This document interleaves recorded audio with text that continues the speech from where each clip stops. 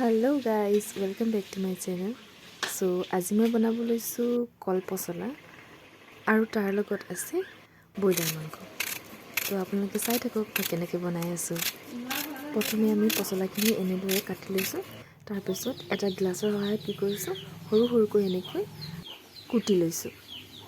তাৰ পিছত কি কৰিব আপোনালোকে এই কুটি লোৱা পচলাখিনিত অলপ নিমখ দি ভালদৰে খিনি হানি মেলি অলপ দেৰি কাৰণে থৈ দিব যাতে ইয়াৰ তাৰ যেটো কেহা ভাব হে ভাবটো নাইকিয়া হৈ যায়।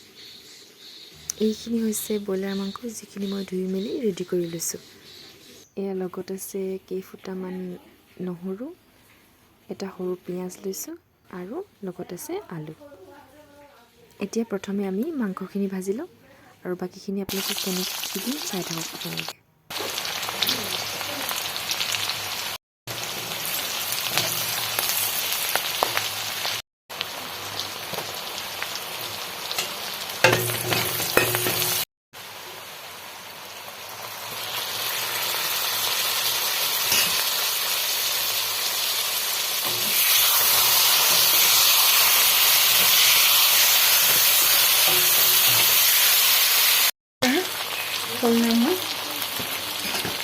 এতিয়া আমি কি কৰিম এই যে নিমখ দি থৈছিলো পচলাখিনি সেই পচলাখিনি আমি এতিয়া চেপি তাৰ যেটো কেহা ৰস সেই ৰসখিনি আমি উলিয়াই লম।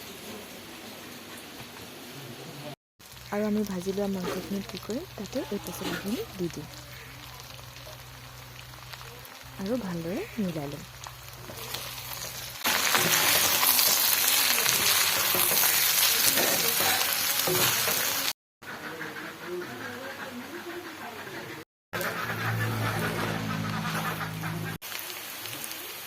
আৰু এয়া আজি মোৰ পচলা আৰু মাংসৰ যিখন আঞ্জা আছিল সেইখন বনাই ৰেডি হৈ গ'ল।